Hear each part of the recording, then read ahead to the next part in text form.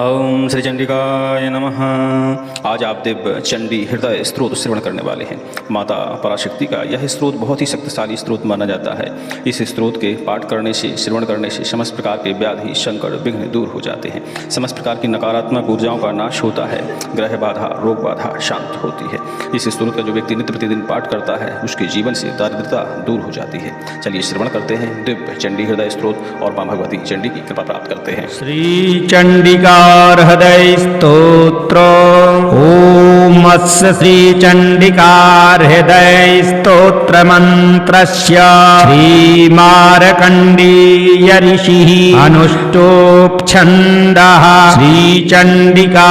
देवता राम बीजं ह्रीं शक्ति ॐ कीलकं श्री चंडिका प्रीतये जपे विनियोगः। ध्यान सर्वमंगल मांगल्ये शिवे सर्वार्थ साधिके शरण्ये त्र्यंबके गौरी नारायणि नमोस्तुते। मूल पाठ। ओम ऐं ह्रीं क्लीं ह्रां ह्रीं हूं जय चामुंडे चंडिके। त्रिदश मणिमुकुट कोटीर संघटित चरणारविंदे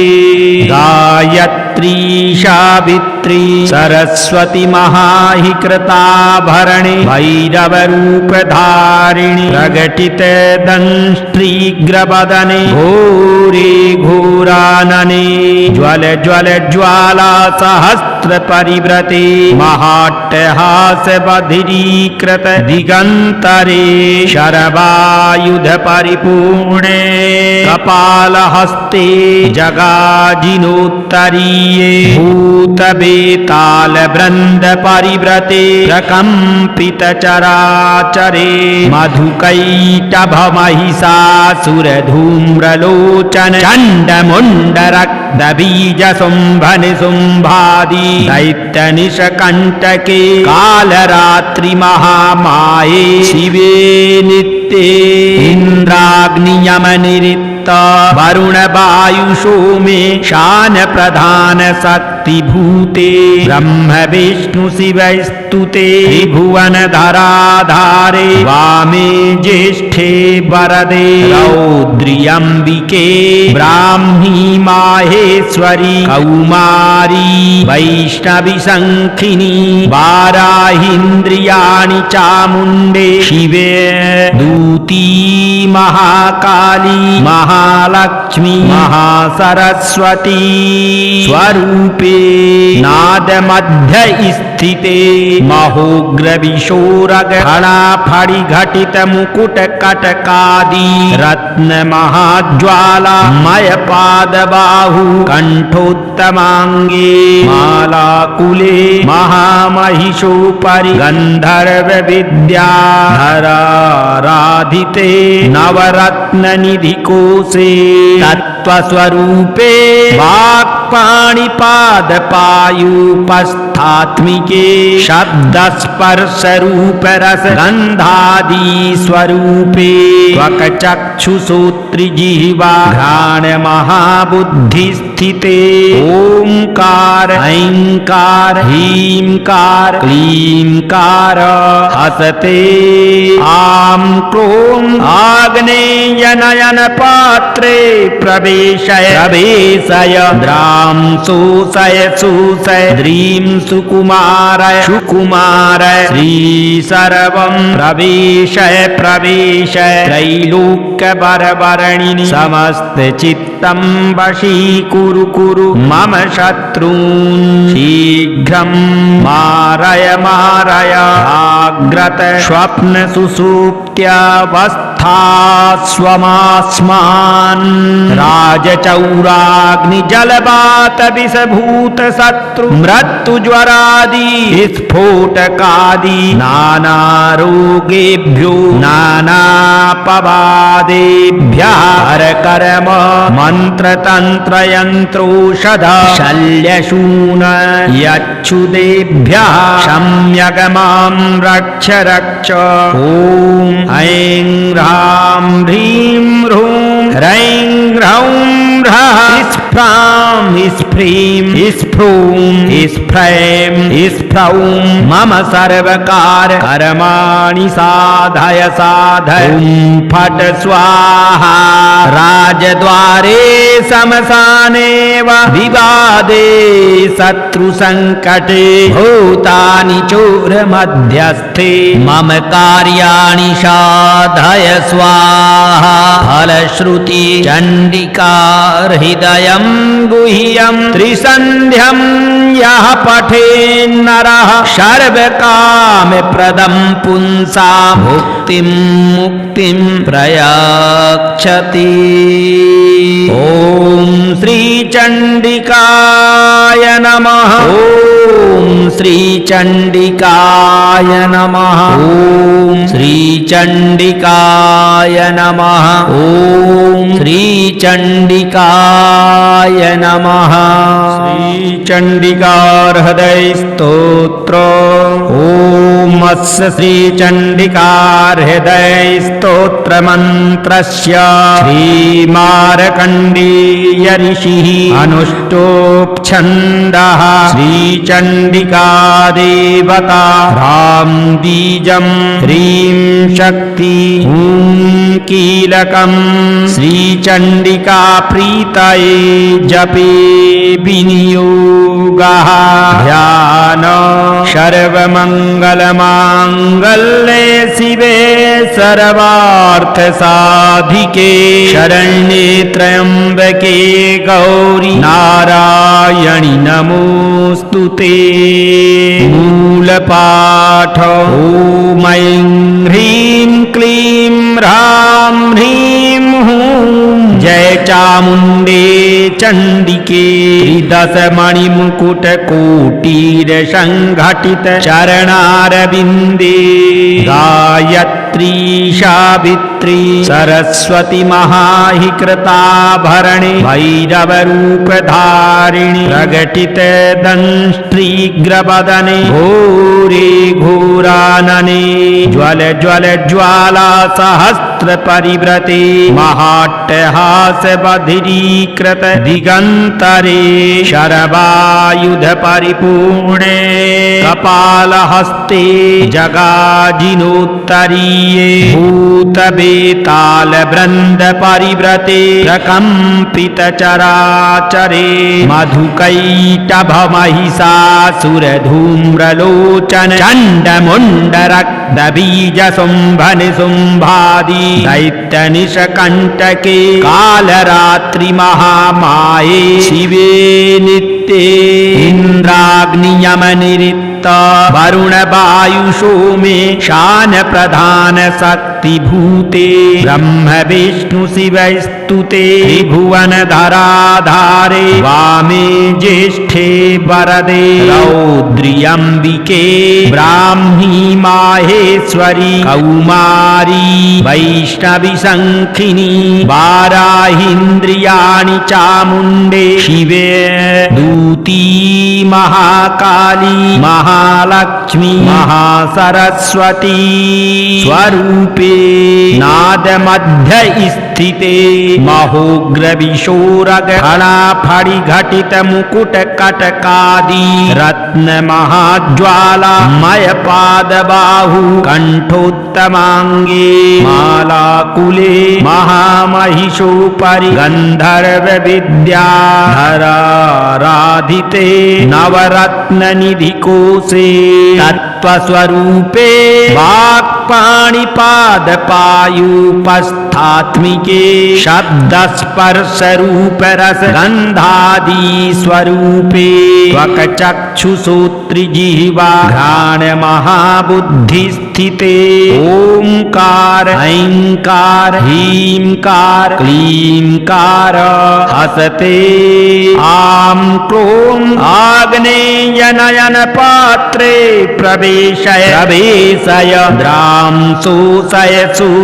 द्रीं सुकुमारय कुमार श्री सर्वं प्रवेशय प्रवेशय त्रैलोक्य बरबरणिनि समस्त चित्तं वशीकुरु कुरु मम शत्रून् शीघ्रं मारय मारय जाग्रत स्वप्न सुषुप्त्यावस्था स्वमास्मान्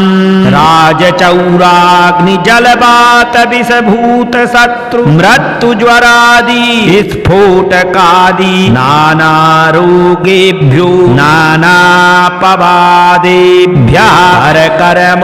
मंत्र तंत्र यंत्रोषध शल्यशून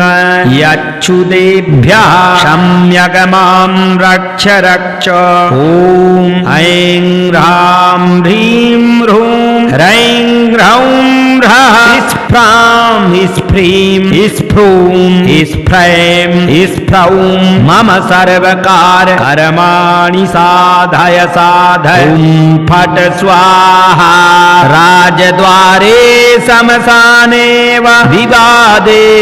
शत्रु संकटे भूतानि चोर मध्यस्थे मम कार्याणि साधय स्वाहा फलश्रुति चंडिका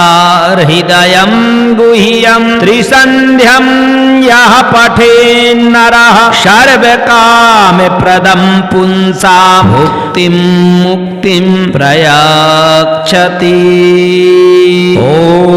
श्रीचण्डिकाय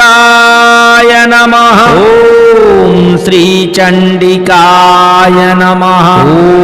श्रीचण्डिकाय नमः ॐ श्रीचण्डिकाय नमः श्रीचण्डिका हृदय स्तोत्र ॐ अस्य श्रीचण्डिका हृदय स्तोत्र मन्त्रस्य श्रीमार्कण्डेय ऋषिः अनुष्टोपछन्दः श्रीचण्डिका देवता ह्रां बीजं ह्रीं शक्ति ॐ कीलकं श्रीचण्डिका प्रीतये जपे विनियोगः ध्यान सर्वमङ्गलमाङ्गल्ये शिवे सर्वार्थसाधिके शरण्ये त्र्यम्बके गौरी नारायणि नमोऽस्तुते मूलपाठ ॐ ऐं ह्रीं क्लीं ह्रां ह्रीं हूं जय चामुण्डे चण्डिके त्रिदशमणिमुकुट कोटिर संघटित चरणारविन्दे गायत्री सावित्री सरस्वती महाहि कृताभरणे भैरवरूपधारिणि प्रकटित दंष्ट्रीग्रवदने घोरे घोरानने ज्वल ज्वल ज्वाला सहस्र परिव्रते महाट्टहास बधिरीकृत दिगंतरे शरवायुध परिपूर्णे कपालहस्ते जगाजिनोत्तरीये भूतबेताल वृंद परिव्रते प्रकंपित चराचरे मधुकैटभ महिषासुर धूम्रलोचन चंडमुंड रक्त बीज शुंभन शुंभादि दैत्य निशकंटके कालरात्रि महामाये शिवे नित्ये इंद्राग्नियमनिरित्त वरुण वायुषो मे शान प्रधान शक्ति भूते ब्रह्म विष्णु शिव स्तुते त्रिभुवन धराधारे वामे ज्येष्ठे वरदे रौद्रियंबिके ब्राह्मी माहेश्वरी कौमारी वैष्णवी शंखिनी वाराहीन्द्रियाणि चामुण्डे शिवे दूती महाकाली महालक्ष्मी महासरस्वती स्वरूपे नाद मध्य स्थिते महोग्रविशोरग फणाफणि घटित मुकुट कटकादि रत्न महाज्वाला मय पाद बाहु कंठोत्तमांगे मालाकुले महामहिषोपरि गंधर्व विद्याधराराधिते नवरत्न निधि कोशे तत्त्वस्वरूपे वाक्पाणिपाद पायुपस्थात्मिके शब्दस्पर्श रूप रस गंधादि स्वरूपे त्वक्चक्षुश्रोत्रजिह्वा घ्राण महाबुद्धि स्थिते ओंकार ऐंकार ह्रींकार क्लींकार हसते आं क्रों आग्नेय नयन पात्रे प्रवेशय द्रां शोषय द्रीं सुकुमारय श्री सर्वं प्रवेशय त्रैलोक्यवरवर्णिनि समस्त चित्तं वशीकुरु मम शत्रून् शीघ्रं मारय जाग्रत स्वप्न सुषुप्त्यावस्थास्वमास्मान् राजचौराग्नि जलवात विषभूत शत्रु मृत्युज्वरादि स्फोटकादि नानारोगेभ्यो नानापवादेभ्यः हरकर्म मंत्रतंत्र यंत्रोषध शल्यशून यच्छुदेभ्यः सम्यगमां रक्ष ॐ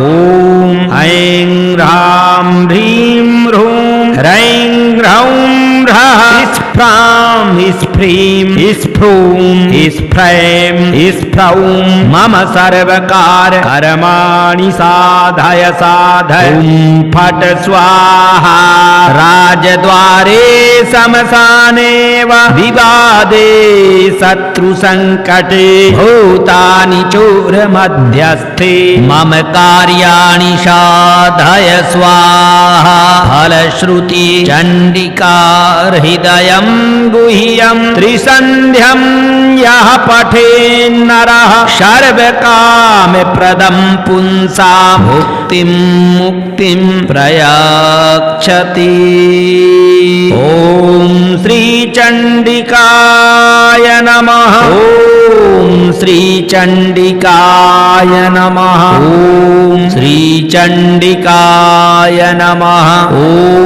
श्रीचण्डिकाय नमः श्रीचण्डिकार हृदय स्तोत्र ॐ अस्य श्रीचण्डिकार हृदय स्तोत्र मंत्रस्य श्रीमार्कण्डेय ऋषिः अनुष्टोपछन्दः श्रीचण्डिका देवता रां बीजं ह्रीं शक्ति ॐ कीलकं श्रीचण्डिका प्रीतये जपे विनियोगः ध्यान सर्वमङ्गलमाङ्गल्ये शिवे सर्वार्थसाधिके शरण्ये त्र्यम्बके गौरी नारायणि नमोऽस्तुते मूलपाठ ॐ ऐं ह्रीं क्लीं ह्रां ह्रीं हूं जय चामुण्डे चण्डिके दशमणिमुकुटकोटीर संघटित चरणारविन्दे गायत्री सावित्री सरस्वती महाहि कृताभरणे भैरवरूपधारिणि प्रकटित दंष्ट्रीग्रवदने घोरे घोरानने ज्वल ज्वल ज्वाला सहस्र परिव्रते महाट्टहास बधिरीकृत दिगंतरे शरवायुध परिपूर्णे कपालहस्ते जगाजिनोत्तरीये भूतबेताल वृंद परिव्रते प्रकंपित चराचरे मधुकैटभ महिषासुर धूम्रलोचन चंडमुंड रक्त बीज शुंभन शुंभादि दैत्य निशकंटके कालरात्रि महामाये शिवे नित्ये इंद्राग्नियम निरित्ते वरुण वायु सोमे शान प्रधान शक्ति भूते ब्रह्म विष्णु शिवस्तुते त्रिभुवन धराधारे वामे ज्येष्ठे वरदे रौद्रियम्बिके ब्राह्मी माहेश्वरी कौमारी वैष्णवी शंखिनी वाराहीन्द्रियाणि चामुण्डे शिवे दूती महाकाली महालक्ष्मी महासरस्वती स्वरूपे नादमध्य स्थिते महोग्रविशोरग फणाफणि घटित मुकुट कटकादि रत्न महाज्वाला मय पाद बाहु कंठोत्तमांगे मालाकुले महामहिषोपरि गंधर्व विद्याधराराधिते नवरत्न निधि कोशे तत्त्वस्वरूपे वाक्पाणिपाद पायुपस्थात्मिके शब्दस्पर्श रूप रस गंधादि स्वरूपे त्वक्चक्षुश्रोत्रजिह्वा घ्राण महाबुद्धि स्थिते ओंकार ऐंकार ह्रींकार क्लींकार हसते आं क्रों आग्नेय नयन पात्रे प्रवेशय द्रां शोषय द्रीं सुकुमारय श्री सर्वं प्रवेशय त्रैलोक्यबरबरणिनि समस्त चित्तं वशीकुरु मम शत्रून् शीघ्रं मारय जाग्रत स्वप्न सुषुप्त्यावस्थास्वमास्मान् राजचौराग्नि जलबात विषभूत शत्रु मृत्यु ज्वरादि स्फोटकादि नानारोगेभ्यो नानापवादेभ्यः हरकर्म मंत्रतंत्र यंत्रोषध शल्यशून यच्छुदेभ्यः सम्यगमां रक्ष ॐ ऐं ह्रां ह्रीं ह्रूं ह्रैं ह्रौं ह्रः स्फ्रां स्फ्रीं स्फ्रूं स्फ्रैं स्फ्रौं मम सर्वकार कर्माणि साधय ॐ फट् स्वाहा राजद्वारे समसाने विवादे शत्रु संकटे भूतानि चोर मध्यस्थे मम कार्याणि साधय स्वाहा फलश्रुति चंडिका हृदयं गुह्यं त्रिसन्ध्यं यः पठेन्नरः सर्वकामप्रदं पुंसां मुक्तिं प्रयाक्षति ॐ श्रीचण्डिकाय नमः ॐ श्रीचण्डिकाय नमः ॐ श्रीचण्डिकाय नमः ॐ श्रीचण्डिकाय नमः श्रीचण्डिका हृदय स्तोत्र ॐ अस्य श्रीचण्डिका हृदय स्तोत्र मंत्रस्य श्रीमार्कण्डेय ऋषिः अनुष्टोपछन्दः श्रीचण्डिका देवता रां बीजं ह्रीं शक्ति ॐ कीलकं श्रीचण्डिका प्रीतये जपे विनियोगः ध्यान सर्वमङ्गलमाङ्गल्ये शिवे सर्वार्थसाधिके शरण्ये त्र्यम्बके गौरी नारायणि नमोऽस्तुते मूलपाठ ॐ ऐं ह्रीं क्लीं ह्रां ह्रीं हूं जय चामुण्डे चण्डिके त्रिदशमणिमुकुटकोटिरसङ्घटित चरणारविन्दे गायत्री सावित्री सरस्वती महाहि कृताभरणे भैरवरूपधारिणि प्रकटित दंष्ट्रीग्रवदने घोरे घोर सिन्दूरानने ज्वल ज्वल ज्वाला सहस्र परिव्रते महाट्टहास बधिरीकृत दिगन्तरे शरवायुध परिपूर्णे कपालहस्ते जगाजिनोत्तरीये भूतवेताल वृन्द परिव्रते प्रकम्पित चराचरे मधुकैटभ महिषासुरधूम्रलोचन चण्डमुण्ड रक्तबीज शुम्भन शुम्भादि दैत्यनिशकण्टके कालरात्रि महामाये शिवे नित्ये इन्द्राग्नियमनिरिक्त वरुण वायुषो मे शान प्रधान शक्ति भूते ब्रह्म विष्णु शिव स्तुते त्रिभुवन धराधारे वामे ज्येष्ठे वरदे रौद्र्यम्बिके ब्राह्मी माहेश्वरी कौमारी वैष्णवी शङ्खिनी वाराहीन्द्रियाणि चामुण्डे शिवे दूती महाकाली महालक्ष्मी महासरस्वती स्वरूपे नादमध्य स्थिते महोग्रविशोरग फणाफणि घटित मुकुट कटकादि रत्न महाज्वाला मय पादबाहु कंठोत्तमांगे मालाकुले महामहिषोपरि गंधर्व विद्याधराराधिते नवरत्न निधिकोशे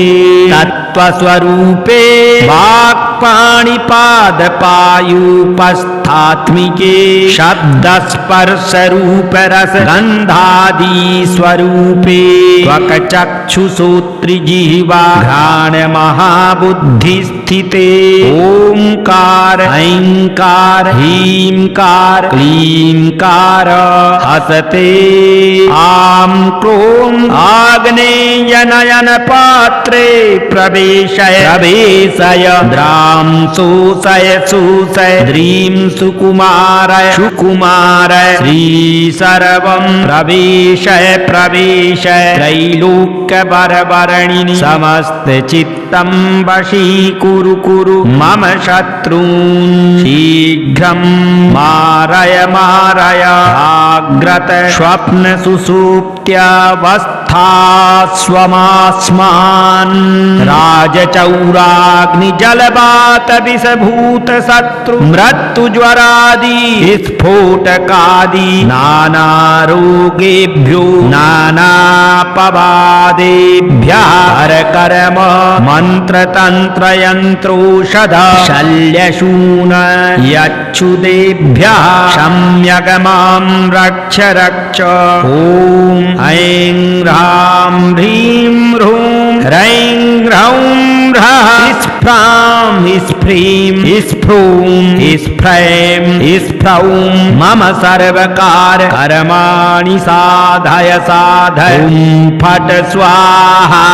राजद्वारे श्मशाने वा विवादे शत्रुसङ्कटे भूतानि चोरमध्यस्थे मम कार्याणि साधय स्वाहा फलश्रुति चण्डिका हृदयं गुह्यं त्रिसन्ध्यं यः पठेन्नरः सर्वकामप्रदं पुंसां मुक्तिं प्रयाच्छति ॐ श्रीचण्डिकाय नमः ॐ श्रीचण्डिकाय नमः ॐ श्रीचण्डिकाय नमः ॐ श्रीचण्डिकाय नमः।